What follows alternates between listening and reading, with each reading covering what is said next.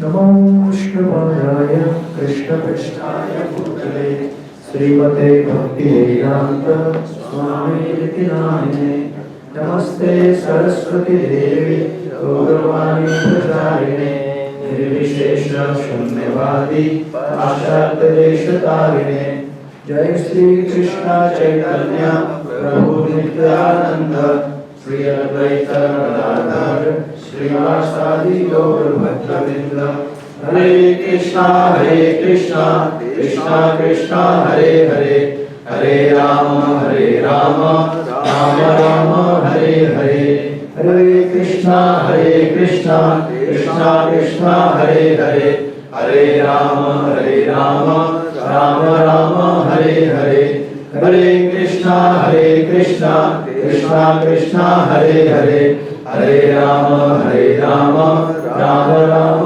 हरे हरे।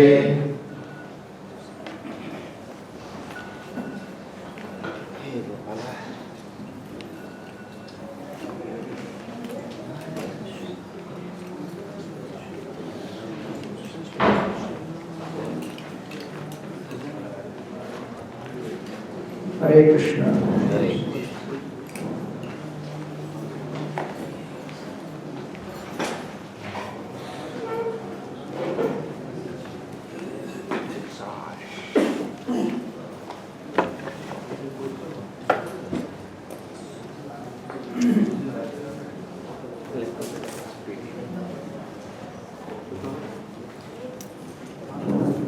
गुरु शिष्य परंपरा ऐसी भक्ति सिद्धांत सरस्वती भक्ति विनोद मध्यदेश नरोत्तम कृष्णदास रघुनाथ जी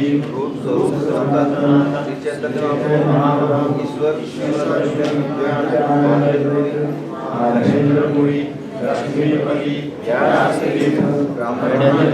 पुरुषोत्तम जय धर्म राजेंद्र विद्यानिधि दयानिधि ज्ञान सिंधु जय अच्युत माधव मुरली पद्मनाभ माधव व्यास नारद ब्रह्मा श्री कृष्ण। हरे कृष्ण।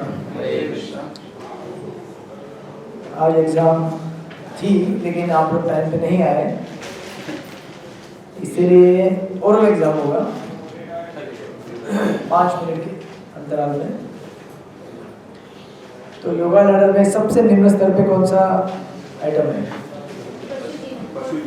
अच्छा, पशु जीवन। मैंने लेक्चर में इसके अलावा भी कुछ आंसर दिया था।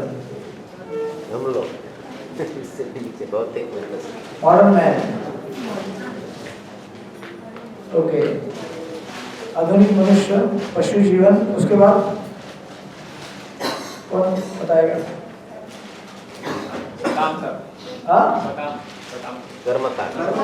कर्मकांड, ठीक है, वो भी सकाम कर्म ही है, बट थोड़ा फर्क है उसमें। कर्म योग नहीं हुआ अभी देखो।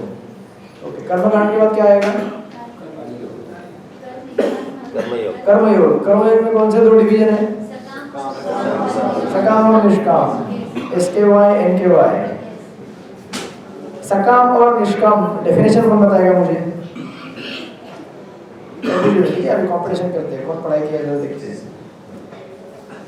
सकाम और निष्काम में सकाम की डेफिनेशन बताइए। सकाम, अभी कर्मयोग नहीं बोला मैंने, ठीक है, कर्मयोग। सर 1 मिनट बोलिए। जो फल की आशा से किया, जो फल की आशा से जो कार्य किया जाता है। ओके, और निष्काम कर्मयोग की व्याख्या क्या है? एक व्यक्ति, हाँ, जिसमें अनासक्ति और फल की निष्काम किससे अनासक्ति होनी चाहिए? फल के प्रति अनासक्ति होनी चाहिए। ओके, अभी मुझे दोनों में भेद बतलाइए और डिटेल में। सकाम और निष्काम में और क्या भेद है? प्रभु जी की तरफ पॉइंट दोनों का एक एक है, देखते हैं कौन आंसर देगा। सकाम और निष्काम दोनों में, 1 मिनट सुपरवाइजर सर। ज्ञान रहता है, एक में ज्ञान नहीं रहता है। एक में ज्ञान है, निष्काम कर्म में ज्ञान है और सकाम में ज्ञान नहीं है। दोनों सक्रिय है, दोनों मन से कार्य करते हैं। एक में ज्ञान है, एक में नहीं है सकाम कर्म। ओके, लेकिन थोड़ा और रिफाइन कीजिए, कौन करेगा? आप बोलिए। कार्य से उत्पन्न फल में अनासक्ति, निष्काम में और सकाम में वो अपना ये अपने को पसंद आने वाले और अपने को जमने वाले कार्य से आसक्ति है, उसमें अनासक्ति दोनों। फल से अनासक्ति तो वही है, लेकिन साथ ही साथ बोले आगे बोले। पसंद आने वाली कार्य से आसक्ति है।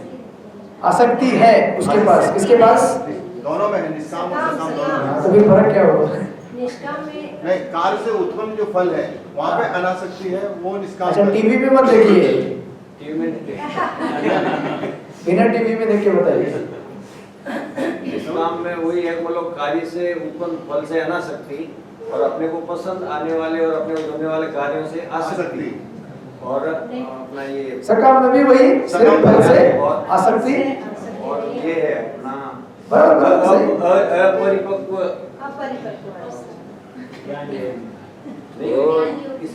ठीक है, ओके। अच्छा, दोनों सक्रिय है। दोनों सक्रिय है। अच्छा, ओके। अभी आगे का स्टेज बताइए इस तरफ। सकाम कर्म बांध देता है, बंधन में डालता है। निष्काम कर्म मुक्त रहता है। ओके, नेक्स्ट स्टेज क्या है योगा लेवल में?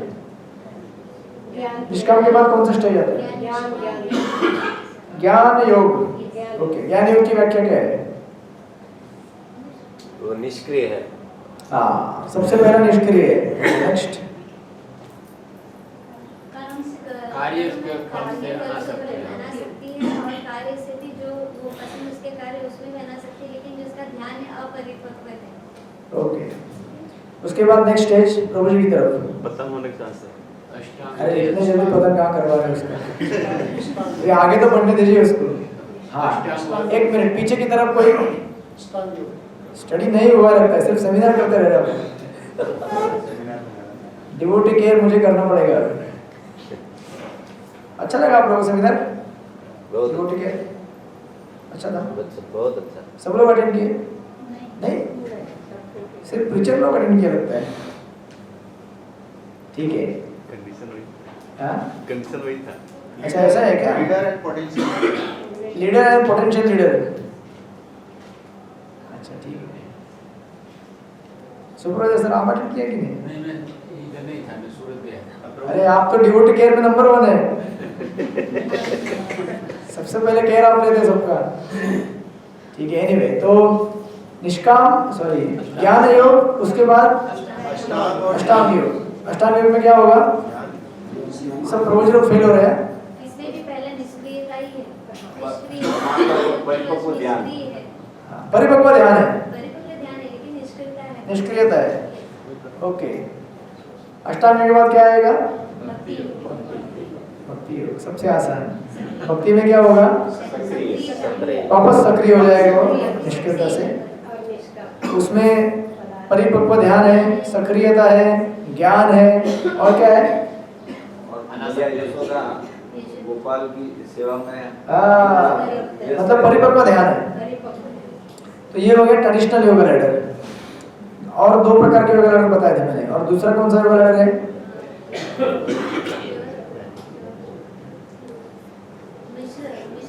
टोटल 3 योगा लैडर बताए थे। ये इस तरह का पहला आपने बताया ट्रेडिशनल योगा लैडर। दूसरा और एक योगा लैडर होता है वो प्योर भक्ति लेडर, जो डायरेक्ट शुद्ध भक्ति कांटेक्ट में आने से साधना भक्ति स्टार्ट होती है, भाव भक्ति और प्रेमा भक्ति। ये प्योर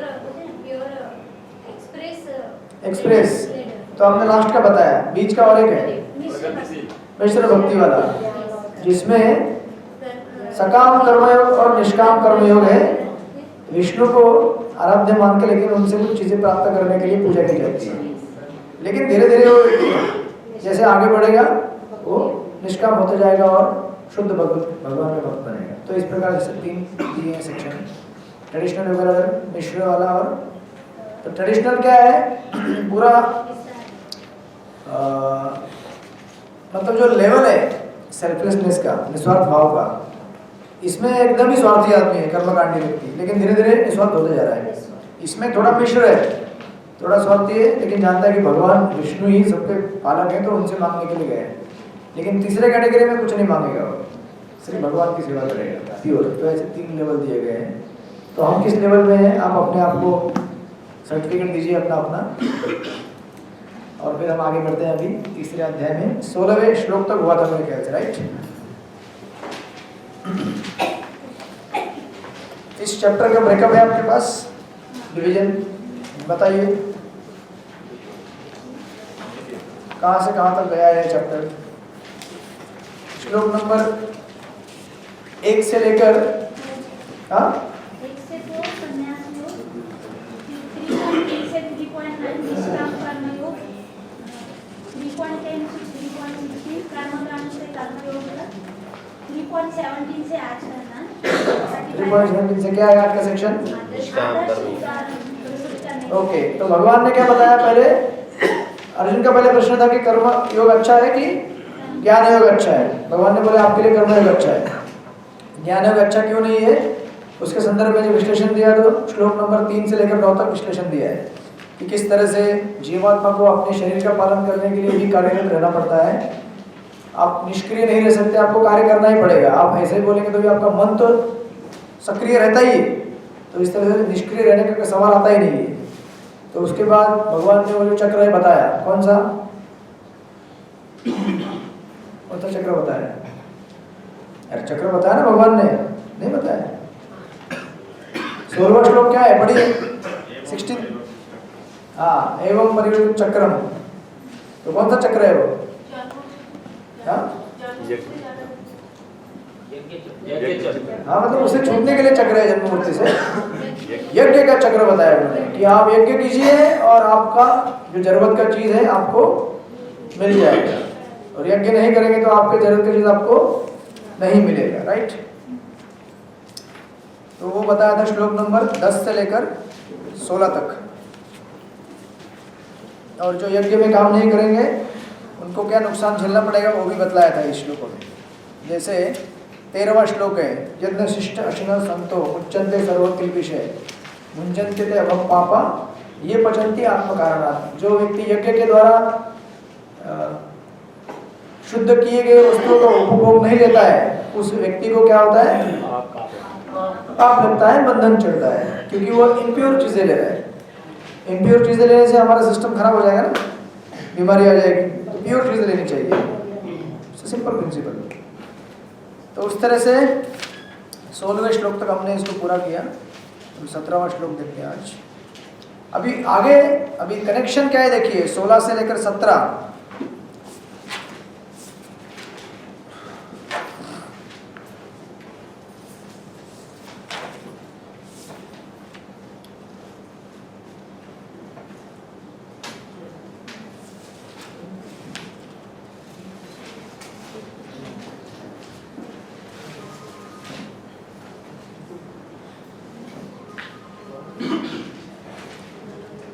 अभी इसका कनेक्शन ऐसा है कि इस सेक्शन के बाद भगवान, अभी अर्जुन बोल सकते हैं कि लेकिन मैंने शायद लिख के दिया था आप लोगों को कि आपने ये सब लेवल्स बताए, कर्मकांड के लेवल बताए, कर्म योग के लेवल बताए और ज्ञान योग के भी लेवल बताए आपने, तीनों लेवल आप लोग समझ गए ना अभी तक। कर्मकांड, कर्मयोग, सकाम निष्काम, उसमें 2 भाग हैं, ज्ञान योग सब बता दिए। सॉरी चार्ट में दिया था सब कुछ, फोन पे नहीं आया, मेल पे आया होगा, नहीं आया, ठीक है नहीं आया आपको दे देंगे बाकी लोगों के पास है। तो अभी अर्जुन बोल सकते हैं कि लेकिन मैं तो तीनों चीज के लिए क्वालिफाइड हूँ, ज्ञान योग के लिए भी हूँ, कर्म योग के लिए भी हूँ, और कौन सा बच गया, भक्ति तो खरीद है ज्ञान योग, कर्म योग, कर्मकांड है ना जल्दी कैसे भूल रहे हैं हम लोग। तो अर्जुन बोल सकता है कि मैं तीनों के लिए क्वालिफाइड हूँ, तो फिर मुझे क्या करना चाहिए। तो मैं चाहे तो कर्म ज्ञान योग भी कर सकता हूँ, नहीं कर सकता कि नहीं कर सकता हूँ, कर्म भी कर सकता हूँ। तो भगवान बोलते हैं कि नहीं, आप क्या कीजिए, ज्ञान योग मत कीजिए, आप समाज में एग्जाम्पल सेट करने के लिए क्या कीजिए, कर्म योग कीजिए। क्योंकि बहुत सारे व्यक्ति ऐसे हैं 99% वो लोग ज्ञान योग नहीं कर पाएंगे। तो अभी समाज में ज्यादा आदर्श उदाहरण किन लोगों की जरूरत है? प्रभुपाद जैसे भक्तों के उदाहरण की जरूरत है कि नहीं? या फिर आप सब जैसे भक्तों की उदाहरण की जरूरत है? कितने लोग मतलब आप हम में से इस सोसाइटी में ऐसे कितने लोग सन्यासी बन सकते हैं इमीडिएटली? अभी तुरंत भक्ति चालू किया, आज सन्यासी बन गए? नहीं ना, ग्रेजुअली सब बन सकते हैं, अब बन ही रहे हैं आप लोग लेकिन तुरंत नहीं ना। तो वो जो लंबा सफर है सन्यासी इन द सेंस की रिनाउंस्ड, डिटैच्ड, किसमें? कपड़े में नहीं, अपने आसक्ति और अनासक्तियों के मामले में।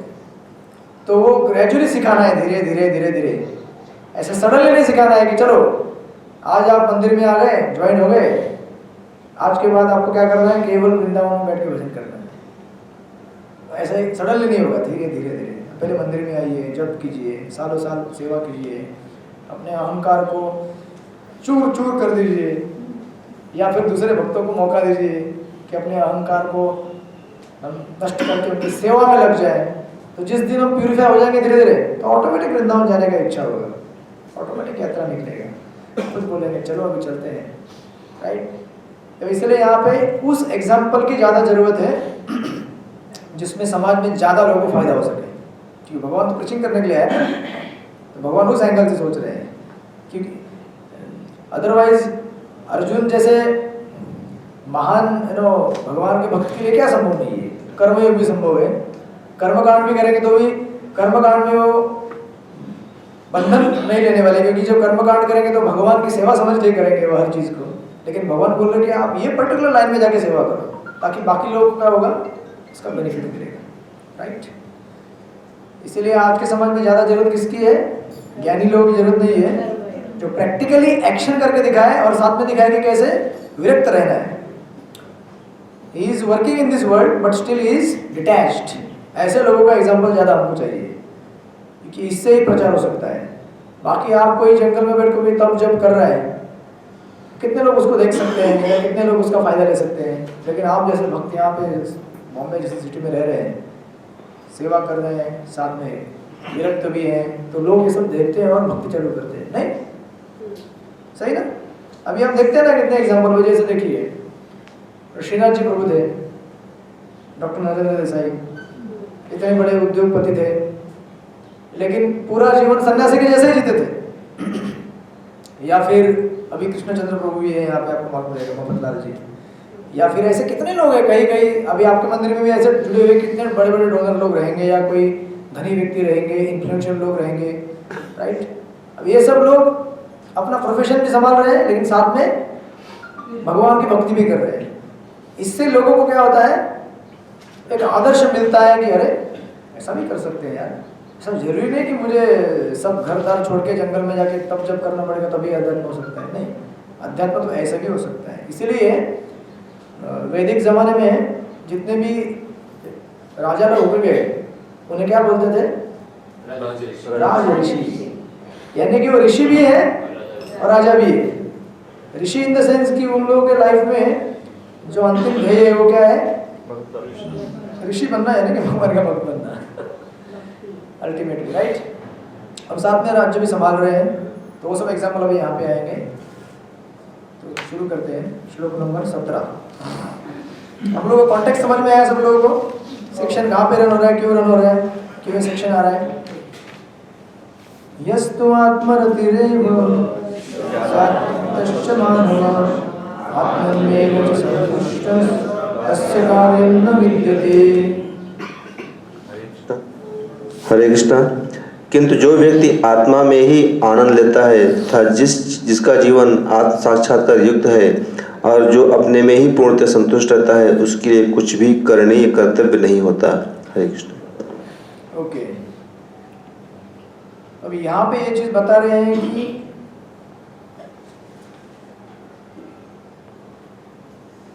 जो ज्ञानी व्यक्ति रहता है उसके लिए एक्चुअली इस दुनिया में कोई भी कार्य नहीं है, उसे करना नहीं है, राइट? क्यों नहीं कर रहा है? अब ये थोड़ा क्या है, ज्ञानी के एंगल में है, इन द सेंस कि देखिए वैदिक जो सिस्टम है उसमें अरेंजमेंट ऐसा बनाया गया है कि अगर आप कुछ सोसाइटी से ले रहे हैं तो आपको सोसाइटी को कुछ देना पड़ेगा। लेकिन अगर कोई सन्यासी है, एक ट्रेडिशनल योगी है जो वन में बैठ के अपना तप और जप कर रहा है, तो सोसाइटी से कुछ ले नहीं रहा है, तो इसीलिए उसको देना भी कुछ जरूरत नहीं पड़ता है, राइट?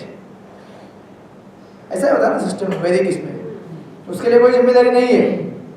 मतलब किसके प्रति या फिर किसी अपने जो जुड़े हुए लोगों के प्रति कोई, क्योंकि वो क्या है ना कुछ दे रहा है तो उसे कुछ लेना भी नहीं है, देना भी नहीं है, विरक्त है वो, राइट? तो ये एक्चुअली क्या है, क्वालिफिकेशन है किसका? रिनाउंस बनने का, ज्ञान योग में संन्यास लेने का। लेकिन अगर आप कुछ ले रहे हैं तो आपको क्या करना पड़ेगा उसमें, यानी कि कुछ कंट्रीब्यूट भी करना पड़ेगा। लेने के साथ आपको क्या करना पड़ेगा, देना भी पड़ेगा। तो उसके लिए वो ऑब्लिगेटरी बन जाता है उस व्यक्ति के लिए। तो मैक्सिमम लोग तो वही रहेंगे ना जो ले रहे हैं। अब हम सब लोग ले ही रहे हैं ना, अभी इस्कॉन में हम लोग हैं तो इस्कॉन से कुछ ले रहे हैं ना, तो अब इस्कॉन को देना भी कुछ पड़ेगा हमको, हमारे लिए ऑब्लिगेशन हो गया, क्योंकि सोसाइटी हमको हेल्प कर रही है। लेकिन अगर कोई बोलेगा नहीं अभी कुछ नहीं चाहिए, अभी मैं हिमालय में जाऊँगा, बस रात जंगल में रहने का, इस्कॉन से अलग हो गए, तो फिर उसका कुछ लेना देना है नहीं, राइट? मतलब वो कुछ ले नहीं रहा है तो कुछ को सेवा करने का ये भी नहीं है। तो ये ट्रेडिशनल योगी के एंगल से, अभी प्रभुपाद इस तात्पर्य को डिवोटी के एंगल से बताएंगे। देखिए, जो व्यक्ति पूर्णतः कृष्ण भावना भावित है और अपने कृष्ण भावना मूर्त के कार्यों में से पूर्णतः संतुष्ट रहता है, उसे कुछ भी नियत कर्म नहीं करना होता है।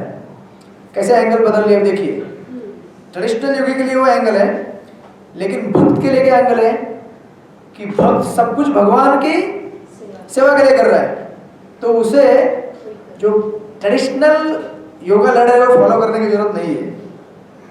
अब देखिए, ये बहुत ध्यान से समझ लीजिए और इसको मिस इंटरप्रेट मत कीजिए क्योंकि देखिए क्या बोल रहे हैं यहाँ पे प्रभुपाद, जो व्यक्ति कृष्ण भावनापूर्त के कार्य से पूर्णतः संतुष्ट रहता है उसे कुछ भी नियत कर्म नहीं करना होता है। नियत कर्म यानी कि क्या, कौन से कर्तव्य?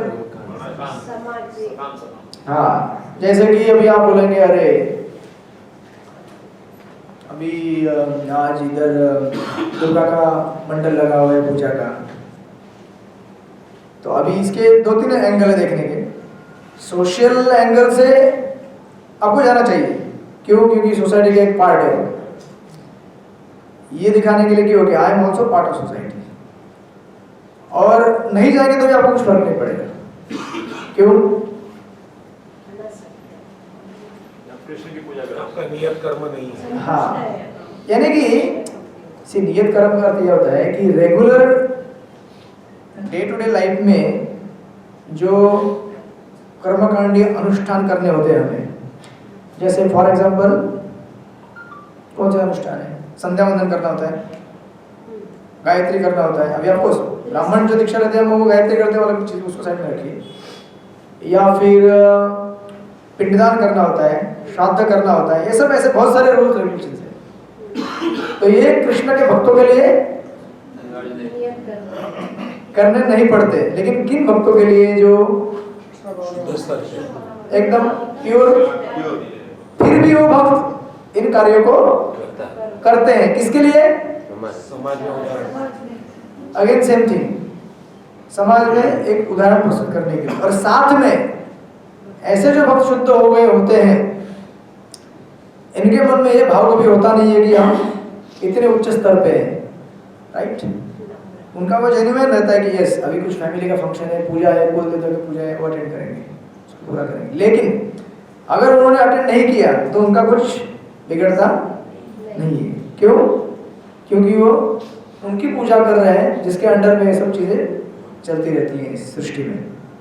तो इसलिए जो ऊपर की 2 पंक्तियां हैं, जो व्यक्ति पूर्णतया संतुष्ट रहता है। अब हम पूर्णतया संतुष्ट हैं क्या कृष्ण भावना में? नहीं ना, हम पूर्णतः शुद्ध भी नहीं है, संतुष्ट भी नहीं है, हम एक ऑन द वे समझ रहे हैं कि भगवान क्या है, कैसे उनकी सेवा की जाए, और साथ में हम लोग क्या है सोसाइटी का पार्ट भी बने हुए हैं। तो हमको उन सब नीति नियम को पालन करना पड़ेगा, श्राद्ध करना पड़ेगा, सब कुछ करना पड़ेगा। इन शब्दों का अर्थ ये नहीं होता है कि फिर कल से बोलेंगे। जनरली जब नए नए भक्त आते हैं तो इसी चीज़ में थोड़ा सा उलझ जाते हैं। फिर घर में क्या होता है, कोई बोलेगा चलो गणपति, अभी घर में किसी के गणपति रहता है राइट, या देवी की मूर्ति रहती है, तो अगर कोई यहाँ से करके गया JOHD कोर्स, गीता का प्रथम जो कहते हैं बिगिनिंग लेवल, जिसमें डेमी गॉड और गॉड के बारे में डिफरेंस बताया जाता है, घर में माँ बोलती है बेटा थोड़ा अगरबत्ती लगा दे दुर्गा मैया को। कौन सी दुर्गा मैया? मेरी तो एक ही मैया है, राधा रानी, बरसाने वाली, और कोई है नहीं। कौन से शिव जी, कौन से गणेश जी, सबका मालिक एक ही है, कृष्ण की पूजा करो। ये सब क्या चल रहा है, टाइम पास, राइट। तो ये कंफ्यूजन हमें नहीं रखना चाहिए, कंफ्यूजन नहीं, ये गलत धारणा नहीं रखनी चाहिए कि ऐसा करने से लोग भक्त बन जाएंगे, ऐसा करने से भक्त बन जाएंगे लोग, नहीं बनेंगे ना। और हमें भी ये नहीं सोचना चाहिए कि आज मैंने 2-4 चीजें सीख लिया, समझ लिया, मैंने जब चालू कर लिया तो मैं दिव्य स्तर पे गया। हाँ, अगर आप अकेले रहते हैं, आप समझ गए सिद्धांत, तो आप अपना भगवान का पूजा अर्चना कर सकते हैं, बाकी सब डेमिगॉड्स को बाजू में रखें। लेकिन अगर आप सोसाइटी का पार्ट है तो सोसाइटी के साथ आपको इन्वॉल्व होना है, आपको उसी गली मोहल्ले से गुजरना है ना, वहीं पे रहना है ना। आपको अगर उन्होंने बाइकआउट कर दिया तो आपको कैसा लगेगा? ये आपको जैसा लगेगा वो दिखाएगा कि आप भक्त बने या नहीं बने भगवान के। आप बोलेंगे यार बहुत मिस कर रहा हूँ, लोग मुझे अलग कर दिए, थलग कर दिए, मैं अकेला पड़ गया। यानी कि इसका मतलब है कि आप पूर्णतः भगवान की भक्ति में संतुष्ट नहीं हुए, आपको अभी भी उन सब लोगों की जरूरत है, उनके साथ रहना पड़ रहा है आप लोगों को, उनका आपको हेल्प चाहिए। इंडिपेंडेंट नहीं हुए। इंडिपेंडेंट केवल कौन है? भगवान कृष्ण तो इंडिपेंडेंट है, उन्हें कहीं भी रखिए, जंगल में रखिए, मंदिर में रखिए, प्लेन में रखिए, ट्रेन में रखिए, रिक्शा में बिठाइए या चल के जाने के लिए बोलिए, हमेशा संतुष्ट रहते हैं, कुछ फर्क नहीं पड़ता है। तो ऐसे स्तर पर जाएंगे तो फिर हम क्या कर सकते हैं, इन सब चीज़ों को दूर कर सकते हैं। लेकिन हमारे लिए एट आवर लेवल हमको फॉलो करना चाहिए सारी नीति नियम को। कृष्ण अभी इसका रीजन क्या है कि ऐसे लोग नियत कर्म नहीं करेंगे तो उनको कुछ फर्क नहीं पड़ेगा। उसका रीजन क्या है? प्रभुपाद बोलते हैं कि कृष्ण भावना हुई होने के कारण उसके हृदय का सारा मैल तुरंत धुल जाता है, जो हजारों यज्ञ को संपन्न करने पर ही संभव हो पाता है। यानी कि कर्मकांडी व्यक्ति जितने हजारों यज्ञ करेगा अपने को शुद्ध करने के लिए, उतना केवल कृष्ण भक्त हरे कृष्ण कृष्ण कृष्ण हरे हरे, हरे राम राम राम हरे हरे, केवल महामंत्र का जप करके हजारों यज्ञ से जो होने वाला बेनिफिट प्राप्त कर सकता है। केवल भगवान की कथा का श्रवण करके, भगवान का दर्शन करके, उनको फूल अर्पण करके, उनकी कथा सुन के, कथा सुना के, सेवा करके, इस तरह से हजारों यज्ञ में जो होने वाला बेनिफिट है वो मिल सकता है उसको। इसलिए वो क्या होता है? शुद्ध रहता है। इस प्रकार चेतना के शुद्ध होने से मनुष्य परमेश्वर के साथ अपने संबंध के प्रति पूर्णतया आश्वस्त हो जाता है और भगवत कृपा से उसका कार्य स्वयं प्रकाशित हो जाता है। अतः वह वैदिक आदर्श के प्रति उसका कर्तव्य विशेष हो जाता है। तो इसलिए फर्क नहीं पड़ेगा हमको ज्यादा, हमने नहीं किया तो भी, लेकिन लोगों को प्रीचिंग करने हेतु और अपने परिजनों को साथ में लेके जाने के हेतु हमें उन सब चीज़ों को नजरअंदाज नहीं करना चाहिए। भले हम अपने आप को रिनाउंस भी अगर बना ले, समझ गए आप लोग, तो हम उससे अटैच भी नहीं है, डिटैच भी नहीं है।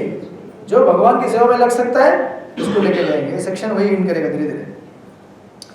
ऐसा कृष्ण भावना व्यक्ति कभी भी भौतिक कार्य में रुचि नहीं लेता और नहीं उसे सुरा, सुंदरी तथा अन्य प्रलोभनों में कोई आनंद मिलता है, क्योंकि कर्मकांड में तो है नहीं वो। कर्मकांड मतलब एंजॉय मेंटालिटी, और एंजॉय मेंटालिटी में सबसे पहले क्या आता है? सुरा आएगा, जो चीज़ यहाँ पे दी गई है, सुंदरी तथा अन्य प्रलोभन। तो इन सब से वो क्या हो जाता है? परे हो जाता है भगवान को। इसलिए उसे इन सब नियत कर्मों को करने की जरूरत नहीं है। क्योंकि देखिए, नियत कर्म किसे करना पड़ता है? जो पाप करता है। समझो डेली बेसिस पे आप मांस खा रहे हैं तो उसको प्रायश्चित भी करना पड़ेगा ना एक करके। या आप कोई भी कार्य कर रहे हैं जिसमें जरा भी अध्यात्म का टच नहीं, लेश मात्र नहीं है, तो ऐसे सारे कार्य क्या है? पूर्ण अशुद्ध है, सब प्रकृति के 3 गुणों से कंटामिनेटेड है।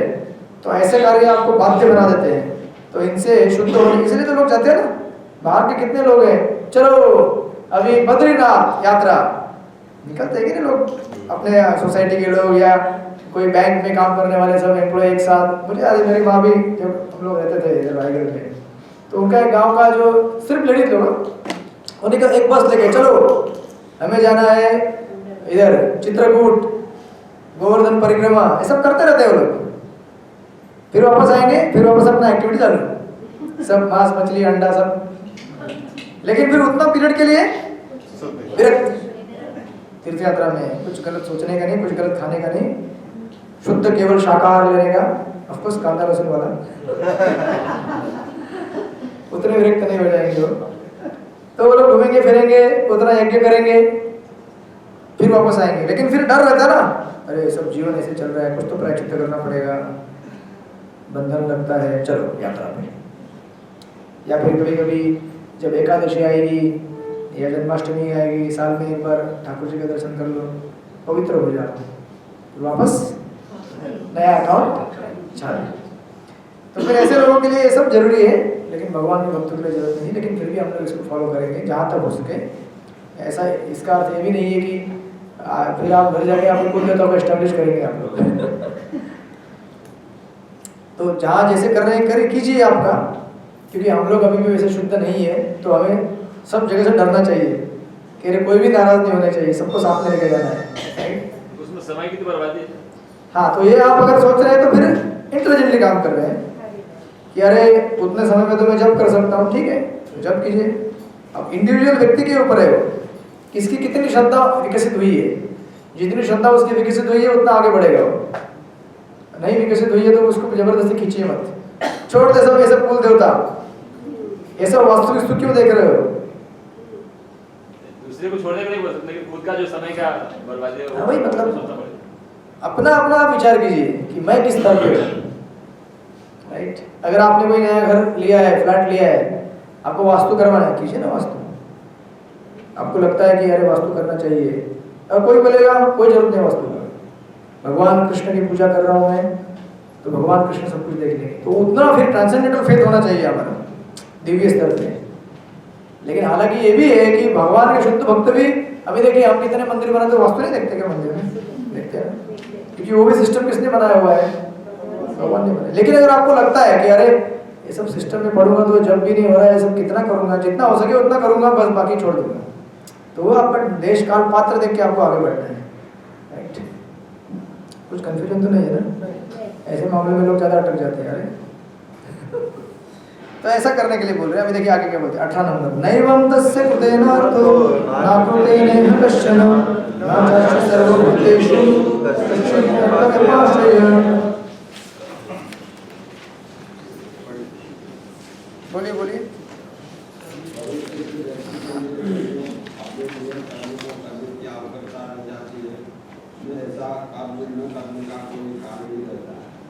जो किसी अन्य जीव पर निर्भर रहने की आवश्यकता भी नहीं रहता।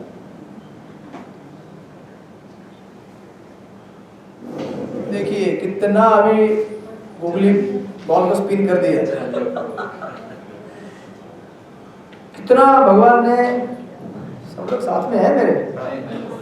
हरे कृष्णा हरे कृष्णा कृष्णा कृष्णा हरे हरे राम राम राम हरे हरे।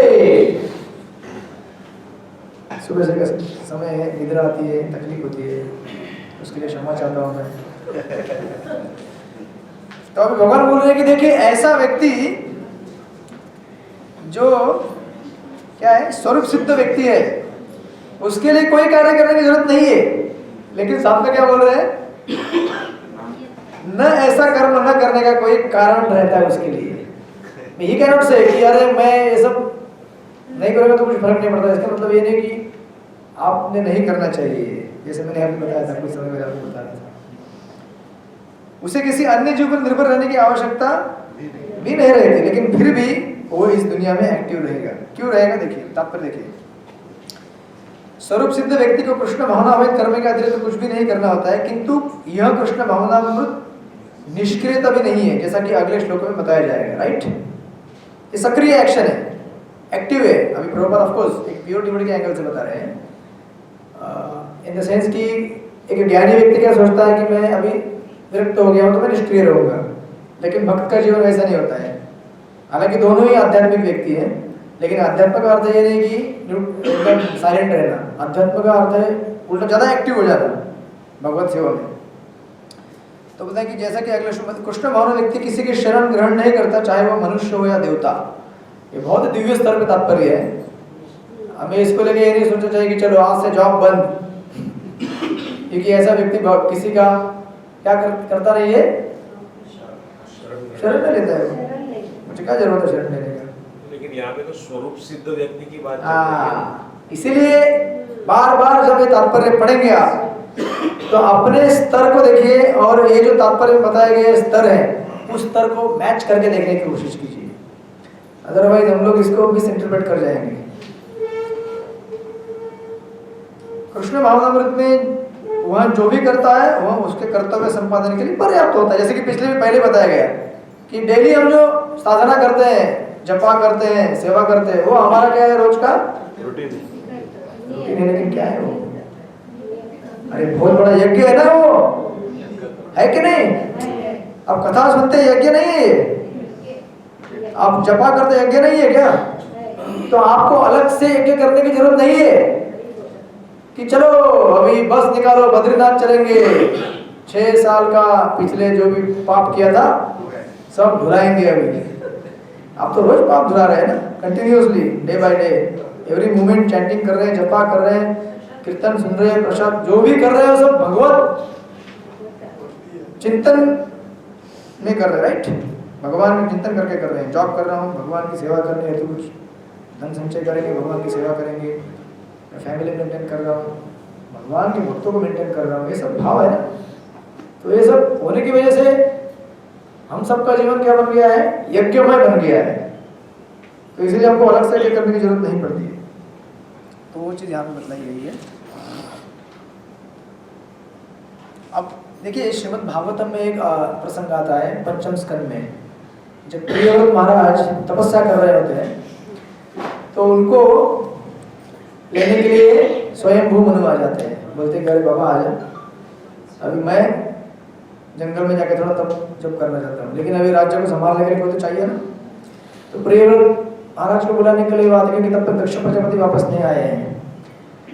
तो प्रियव्रत महाराज रेडी नहीं होते, थोड़े से हिचकिचाते, बोलते कि अरे, अब उनके गुरु कौन है, नारद मुनि। नारद मुनि से शिक्षा अगर ग्रहण किया है इतने बड़े भगवान के भक्तों से, तो फिर हार्ट के अंदर वो डीप इंप्रेशन बन गया है कि बस भक्ति करना है, वो भी विरक्त होकर करना है, कुछ नहीं करना है, राइट?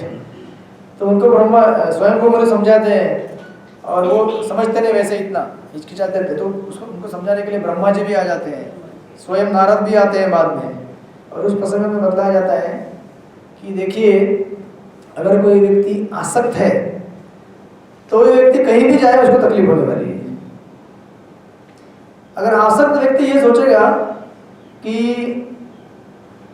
अगर मैं जंगल में जाऊंगा और वहां पे विषय वस्तु नहीं रहेगा तो मैं अनासक्त हो सकता हूं, ऐसा होगा, राइट? जिस तरह से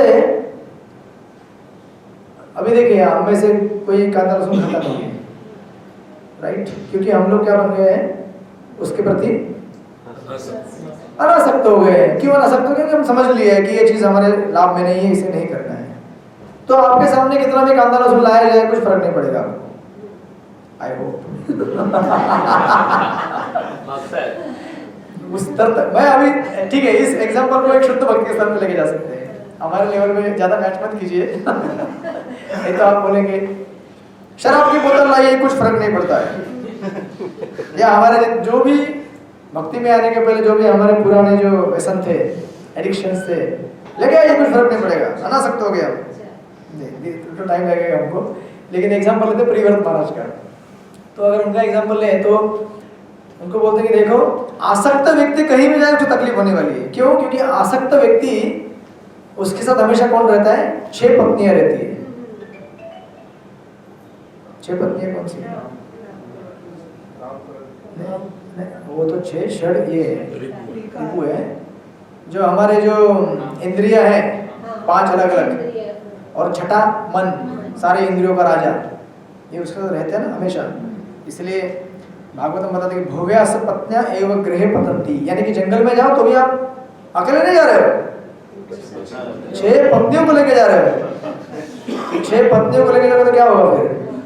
सब लोग बोलेंगे मेरा सेवा करो, मेरा सेवा करो, मेरा सेवा करो, तो थोड़ी वहां पे वैराग्य धारण कर सकते हो।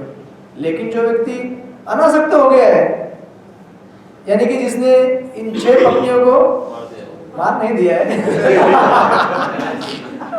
हमें मारना नहीं है और तलाक भी नहीं देना है, वो उसके साथ है, लेकिन वो जानता है कि उनको कौन सी सेवा में लगाना चाहिए, कब सेवा में लगाना चाहिए। तो भगवान की भक्ति के पास भी 6 पत्नियां है ना? नहीं है, हमारे पास मन है, 5 इंद्रियां है हमारे, लेकिन हम उनको क्या कर रहे हैं? ठाकुर जी की सेवा में लगा रहे हैं, क्योंकि वो व्यक्ति क्या हो गया है? सेंस कंट्रोल हो गया है, अनासक्त हो गया है। इसलिए देखिए ये जो डिस्कशन यहाँ पे चल रहा है कि ऐसे व्यक्ति के लिए ना कार्य करने की जरूरत नहीं है, लेकिन साथ ही में कार्य न करने का भी कोई कारण नहीं है उसके लिए। क्यों? क्योंकि उसको कुछ फर्क नहीं पड़ता है क्योंकि वो क्या है? अटैच भी नहीं है, साथ ही में डिटैच भी नहीं है। जो जहां जरूरत है भगवान की सेवा में वो उसको इस्तेमाल करेगा। तो फिर प्रियव्रत महाराज धीरे धीरे मान जाते हैं और फिर राज्य संभाल लेते हैं और स्वयं भगवान क्या करते हैं? आके तपस्या करते हैं। तो ऐसे कुछ उदाहरण भागवत में दिए गए हैं। आप बोलिए, कुछ प्रश्न है क्या?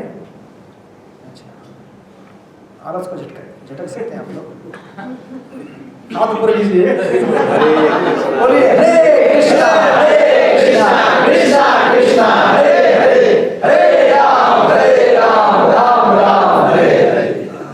आसक्त व्यक्ति के लिए प्रॉब्लम हो सकता है, अनासक्त व्यक्ति के लिए हाथ ऊपर करो या नीचे करो कुछ फर्क नहीं पड़ेगा, क्योंकि वो सुन रहा है सुनने का कार्य हमारा समाप्त नहीं होगा, राइट? ओके, तो अभी आगे बढ़ते हैं श्लोक नंबर 19 में। समझ में आया सब लोग आपको यहाँ तक?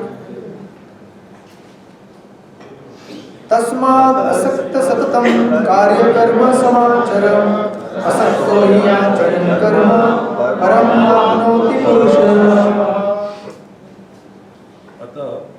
कर्मफल में आसक्त हुए बिना मनुष्य को अपना कर्तव्य समझकर निरंतर कर्म करते रहना चाहिए, क्योंकि अनासक्त होकर कर्म करने से उसे परब्रह्म परम की प्राप्ति होती है। तो अभी भगवान ने फायदा बतलाया कि आप बोलेंगे अरे आसक्त व्यक्ति कार्य करेगा लेकिन कुछ फायदे के लिए कार्य करेगा, राइट? कि उसे कुछ चाहिए। अब अनासक्त व्यक्ति अगर कुछ कार्य करेगा तो किस लिए करेगा? भगवान की प्राप्ति। भगवान बतला रहे कि उसको क्या फायदा होने वाला है? ब्रह्म की यानी कि वो मुझे प्राप्त कर सकता है, इसलिए वो उसे क्या करना चाहिए? कार्य करना चाहिए। और प्रभु तात्पर्य में बताते हैं कि हमें 3 कैटेगरी दिए हैं। भक्तों के लिए श्री भगवान परम है, निर्विशेषवादियों के लिए मुक्ति परम है। अतः जो व्यक्ति समुचित पथ प्रदर्शन पाकर और कर्मफल से अनासक्त होकर कृष्ण के लिए या कृष्ण महानामृत में कार्य करता है, वह निश्चित रूप से जीवन लक्ष्य की ओर प्रगति कर रहा है। अर्जुन से कहा जा रहा है कि वह कृष्ण के लिए कुरुक्षेत्र के युद्ध में लड़े, क्योंकि कृष्ण की इच्छा है कि वह ऐसा करे। उत्तम व्यक्ति होना या अहिंसक होना व्यक्तिगत आसक्ति है, राइट? किंतु फल की आसक्ति से रहित होकर कार्य करना किसके लिए? परमात्मा के लिए कार्य करना, क्योंकि उसमें फिर बेनिफिट है नहीं ना अपना। वही डेफिनेशन है एक निस्वार्थ व्यक्ति का कि देखिए जैसे कि क्या उदाहरण दें आपको, इसका उदाहरण दीजिए आप, चलिए अभी आपकी तरफ से। कुकिंग सेवा। हाँ, कुकिंग सेवा, बोलिए आगे देखिए। कुकिंग सेवा में जब हम आते हैं तो इस भाव से यदि हम कुकिंग करते हैं कि हम अपने लिए नहीं कर रहे हैं, भगवान के लिए और भक्तों के लिए कर रहे हैं, तो हम कर्म भी कर रहे हैं और उससे आसक्त भी। आप बोलिए। ओके, घर पे बैठे माला करने से अच्छा काम पर जाके हम काम करते समय हर समय ध्यान में रखना चाहिए कि हमें भगवान के लिए सेवा करें, और उसी उद्देश्य जब हम काम करते तो वो भी भगवान। आप तो एक स्टूडेंट के जैसे खड़े हो। स्कूल में स्टूडेंट सर मैं बताता हूँ, खड़े रहते फिर बैठिए। जैसे आप मंदिर में आए हैं, आप मंदिर में आने के बाद अगर आप कुकिंग सेवा नहीं करेंगे तो खिचड़ी नहीं मिलेगा क्या? मिलेगा ना। और कुकिंग सेवा करेंगे तो खिचड़ी मिलेगा, मिलेगा ना। तो आप कार्य करें या ना करें, आपको खिचड़ी मिलेगा। फिर भी अगर कार्य करेंगे तो क्या होगा? भगवत प्राप्ति। मतलब वैसे भी प्राप्ति होने वाली है, लेकिन फिर भी आपकी आसक्ति और बढ़ेगी भगवान से, राइट। एक तो एंगल ये हो गया कि आप चूंकि इस्कॉन में आ चुके हैं, मंदिर में आ चुके हैं, जब करते हैं, साधक हैं, तो अब सब लोग मंदिर में आने में थोड़ी किचन में जाते हैं। और ये भी नहीं रहता कि अरे किचन में नहीं जाऊंगा तो प्रसाद नहीं मिलेगा, कुछ ऐसा है। यानी कि उसको कार्य नहीं करेगा तो कुछ फर्क नहीं पड़ता है। साथ ही में अगर वो कार्य, ऐसा भी नहीं लिखा गया है कि आपको खिचड़ी मिलने वाली है फ्री में, इसका अर्थ ये भी नहीं है कि आप किचन में आके सेवा नहीं करना चाहिए। समझा? ये उदाहरण समझ रहे हैं? और प्लस बेनिफिट क्या है नेक्स्ट सेकंड लेवल, अगर कार्य करेंगे आके किचन में सेवा तो क्या होगा? आपको परम पुरुष जो हो सकता है कि आपकी साधना से आपको 10 दिन में मिलने वाले थे, आपको 1 दिन में मिल जाएंगे। प्रोग्रेस आपका फास्ट होगा ना। तो भगवान उसी को यहाँ पे बढ़ा रहे हैं कि ऐसा कार्य करने से क्या होगा? परम पुरुष की, इस श्लोक को जोड़ के देखिए, श्लोक को जोड़ के देखिए, मैं जो उदाहरण दे रहा हूँ, समझ रहे सब लोग? समझ गए? पक्का? तो इसीलिए कल से जो लोग किचन में नहीं जाते जाना चालू कीजिए, क्योंकि गीता बता रही है कि आपके खिचड़ी खाने के लिए जाना जरूरी नहीं किचन में, लेकिन फिर भी ये नहीं बताया कि नहीं जाना नहीं जाए करके। जा सकते हैं ना? क्या सुपरवाइजर सर? अब देखिए, इनको किसी ने बोला नहीं है कि आप सुपरवाइज कीजिए। अब वो सुपरवाइज नहीं करेंगे तो भी एग्जाम होती रहेगी। होती रहेगी कि नहीं? लेकिन अगर वो सुपरवाइज करेंगे तो क्या होगा? मैं उन पे एक्स्ट्रा मार्क्स दे दूंगा। क्यों? फिर मैं देखा, अरे क्या बात है, खुद से उठ के सेवा कर दिया यार, बढ़िया है, कुछ तो सेवा। हाँ बोलिए।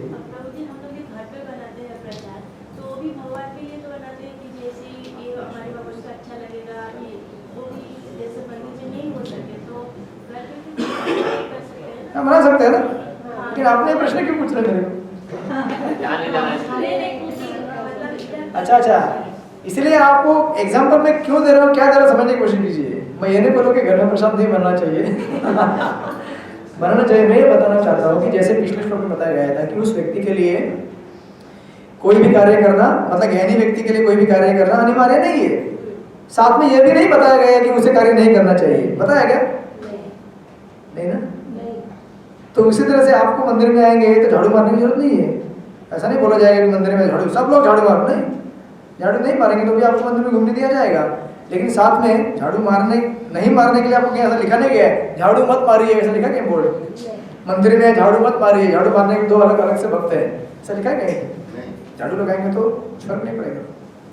और उल्टा झाड़ू लगाएंगे तो क्या होने वाला है? श्लोक नंबर 19 के हिसाब से परम पुरुष की प्राप्ति हो जाएगी आपको।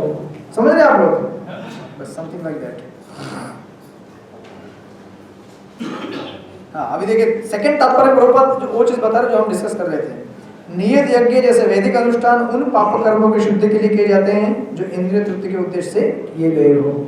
यानी कि जो बाहर के व्यक्ति हैं, जो कर्मकांडी व्यक्ति है, उनको ये सब नियत कर्म करना अनिवार्य है।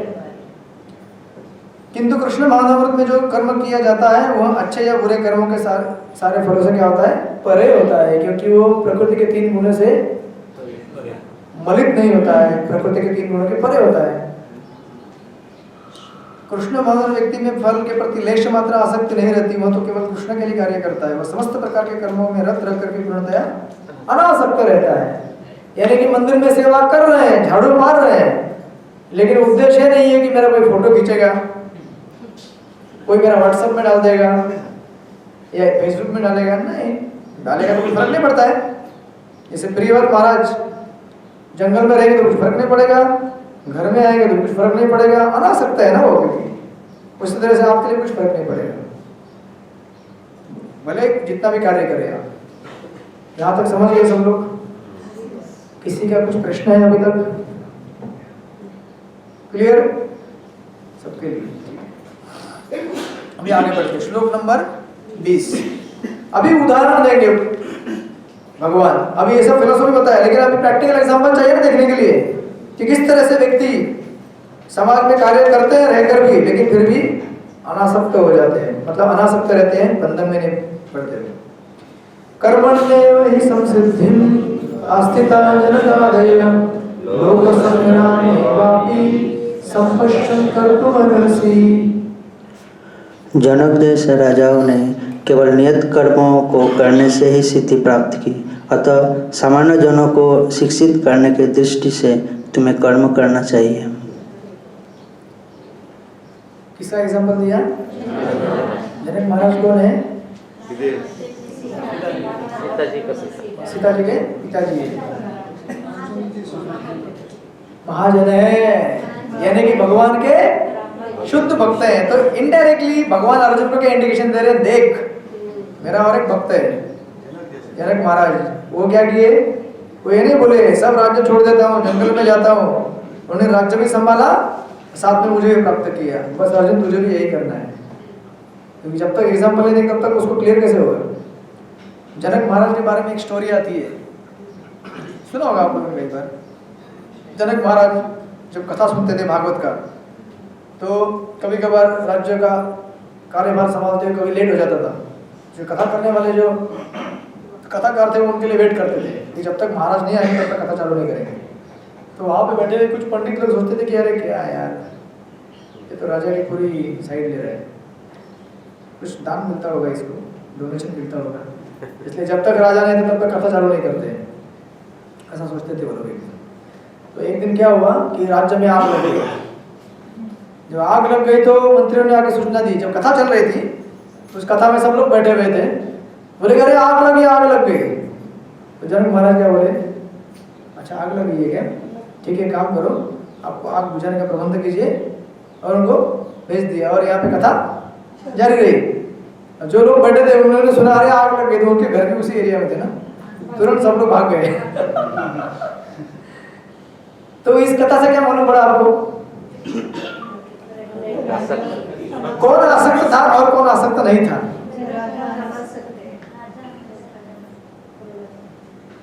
स्टोरी सबको समझ में आया कि पहली बात ये बतलाने के लिए बताया गया है कि जनक महाराज अपने राज्य का दो इसमें लेसन आपको मिल सकते हैं। एक तो ये कि अब जनक महाराज क्या कर रहे हैं, राज्य का कार्यभार संभाल रहे हैं और एग्जाम्पल सेट करते हुए अपने आप को भगवान की भक्ति में भी लगाए हुए हैं।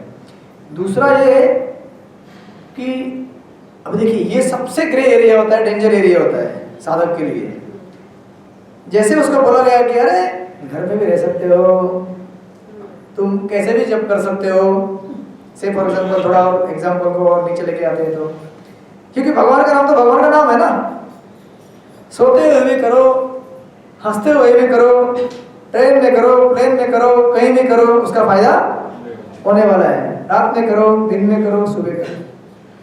तो भक्त क्या करते हैं? हाँ लाइसेंस मिल गया, कहीं भी कर सकते हैं क्या? इतना थोड़ा लेट जाता हूँ सोफा में, तो रॉकिंग चेयर रहता है, जब करता हूँ भगवान का नाम मैंने कहीं भी कार्य कर सकता है। तो हम लोग क्या हो जाते हैं, थोड़े रिलैक्स हो जाते हैं ये सोच के, ये सब श्लोकों को पढ़ के कि कृष्ण भगवान का भक्त कहीं भी रहेगा तो भी उसे कुछ फर्क नहीं पड़ता है, क्योंकि वो क्या है, अनासक्त है। हम अपने आप को मान लेते हैं, लेकिन भौतिक वस्तुओं का टच ऐसा रहता है कि वो चीजें रजोगुण में और तमोगुण में रहती है। अगर हम सावधान नहीं रहेंगे तो वो चीजें हमें लेके जा सकती हैं, प्रकृति के 3 गुणों के अंदर बांध सकती है।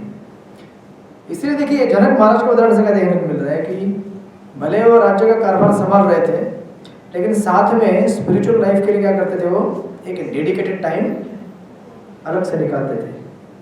ये नहीं बोला उन्होंने कि चलो कुछ फर्क नहीं पड़ता ना मेरे को, तो मैं तो आना सकता हूँ, कभी कथा सुननी है नहीं सुननी है, या फिर मतलब कुछ भी उदाहरण लीजिए आपके रेगुलर लाइफ में भी हम इस चीज़ को इतना नीचे ड्रैग कर जाते हैं, इतना रिलैक्स कर देते हैं कि हमें लगता है कि कुछ फर्क नहीं पड़ेगा, लेकिन फर्क पड़ता है ना, नहीं पड़ता है। अब देखिए वही उदाहरण यहाँ पे किसका है, उन दूसरे पंडित लोग हैं, ब्राह्मण लोग हैं, जैसे सुना कि अरे आग लग गया तो क्या आग कर रहे हो, यानी कि वो दर्शा रहा था कि आसक्ति कितना होता है हमारे इसमें और कितना अनासक्ति हो सकता है। यानी कि देखिए अगर एग्जाम्पल हमारे जप को लेकर आएंगे तो अगर हमको कुछ जप करना है तो उसके लिए प्रिस्क्राइब टाइम सेट करना पड़ेगा ना। कभी कभार ठीक है संडे है आप लोग का लेट होगा, भागदौड़ होगी, उस दिन चल जाएगा, लेकिन रूटीन में तो आपको कुछ टाइम रहेगा ना जब करने का। और उस रूटीन टाइम में रेगुलर बेसिस पे अगर आप जब कर रहे हैं और समझो रोज जब कर रहे हैं और रोज कुछ ना कुछ जाता है तो आप उठ के उस दूसरी चीज को करने के लिए जाते हैं क्या? अनलेस कोई इमरजेंसी है, घर में छोटा बच्चा है वो रो रहा है, वो अलग बात है। एग्जाम्पल को भी थोड़ा समझ के लीजिए कॉन्टेक्स्ट में जोड़ के, नहीं तो फिर बोलेंगे जब करने के लिए बोले उठना नहीं वहां से एक बार, वो बच्चा रोएगा, टट्टी करेगा, उधर चिल्लाएगा, ऐसा नहीं। तो सेंसिटिव रह के करना है, वो एक अलग सब्जेक्ट मैटर है और वो भी कुछ समय के लिए रहता है, हमेशा के लिए नहीं रहता है। बच्चा नहीं रहता हमेशा, कभी बाद में बड़ा भी हो जाता है वो। लेकिन कहने का तात्पर्य ये है कि ये जो एरिया है सबसे ग्रे एरिया में फंस जाते हैं हम लोग, ये सब उदाहरण देख के कि जो पहले श्लोक दिए गए हैं कि कुछ फर्क नहीं पड़ता कृष्ण भक्त को, कहीं भी रहे हो, बाहर में रहेगा तो भी जब कर सकता है, कर सकते हैं कि नहीं? देखिए मैं प्रभुपाद का उदाहरण देता हूँ आपको। प्रभुपाद